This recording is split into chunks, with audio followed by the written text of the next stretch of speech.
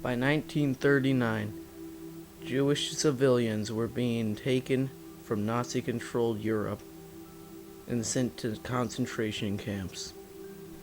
Many were killed upon arrival. The remaining Jews were sent to do slave labor for the Nazi war machine. By 1944, the Russians were fighting and pushing the Germans farther and farther back towards Germany. The Germans decided to evacuate the concentration camps and send the prisoners to camps deeper within Germany. There are several reasons that they wanted to keep their prisoners. If the prisoners fell into the hands of the Allies, they would tell their stories of the Nazis' crimes against humanity. They also needed prisoners to maintain armaments. Many SS leaders even thought that they could use Jewish prisoners as hostages to bargain for a separate peace in which the West would guarantee the survival of the Nazi regime. In the summer and early autumn months of 1944, most of the evacuations were carried out by train or, in the case of German positions, cut off in the Baltic states, by ship. As winter approached, however, and the Allies reached the German borders and assumed full control of German skies, SS authorities increasingly evacuated concentration camp prisoners from both east and west on foot.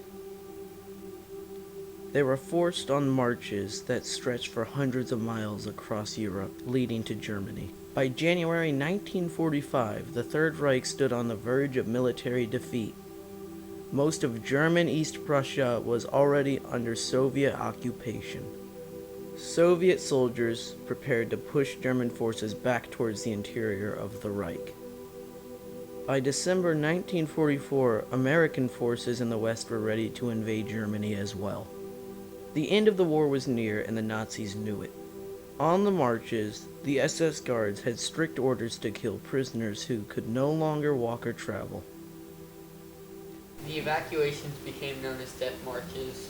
Thousands of people were gunned down, trampled, or simply exhausted to death during this mad dash into the heart of Germany.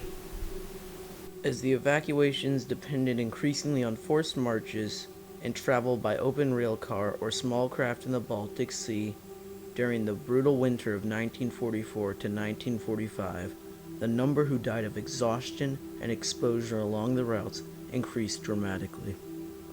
The increasing amount of deaths led the prisoners to believe that the intention was for them to die.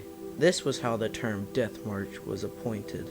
So many people died that it left a trail of corpses. Soon, even the Nazis got so exhausted that they just left the Jews to die on their own, which didn't take much longer.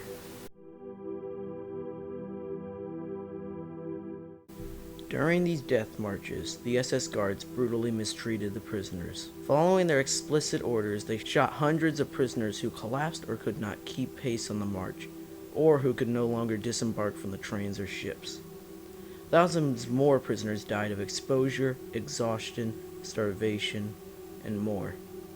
It's astonishing that some of these skeletons of people ever survived the stampede.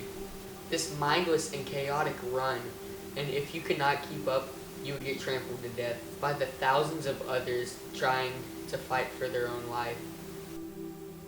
Forced marches were especially common in late 1944 and 1945, as the SS evacuated prisoners to camps deeper within Germany. Major evacuation operations moved prisoners out of Auschwitz, Stutthof, and Grossrosen, westward to Buchenwald, Flossenburg, Dachau, and Sachsenhausen. As the Allied forces advanced increasingly towards the heart of Germany, they liberated hundreds of thousands of concentration camp prisoners.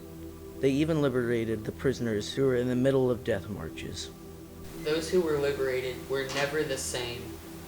To nearly the last day of the war, German authorities marched prisoners to various locations in the Reich. They were loaded onto ships where they died after British bombardment.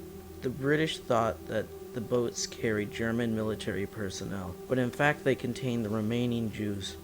Many survivors, such as Elie Wiesel, have discussed their experiences on the death marches. Elie Wiesel marched hundreds of miles in the freezing cold and survived merely by chance. He described great chaotic tramples and stampedes of thousands of prisoners. They would keep on running and running as they watched their fellow prison mates collapse in the snow and die. What happened to these people and the people that died should never happen again, and shouldn't have happened in the first place. The Nazis loved to document their unspeakable acts, which left plenty of undeniable evidence.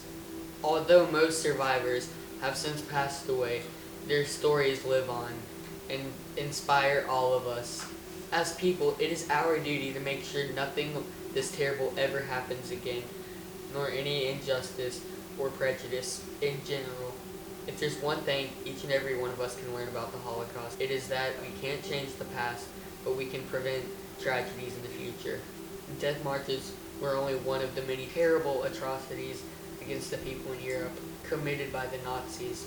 After liberation, the victims haven't and never will be the same again. They will always be ghosts of themselves. Not only were the Jews treated like animals and rodents, they also made them feel that way. The worst part about it is that the Nazis dehumanized the Jews to make them feel like they were worth nothing. The Jews were dehumanized to the point that they lost their hope, their faith, their love, and even their will to live. It's really easy for these deaths just to become another number, but all of these people had dreams, they had families, they had lives, and they had hope. All of us have to pay our respect to the victims of the Third Reich. We cannot forget these stories, and we must pass them on. We cannot forget.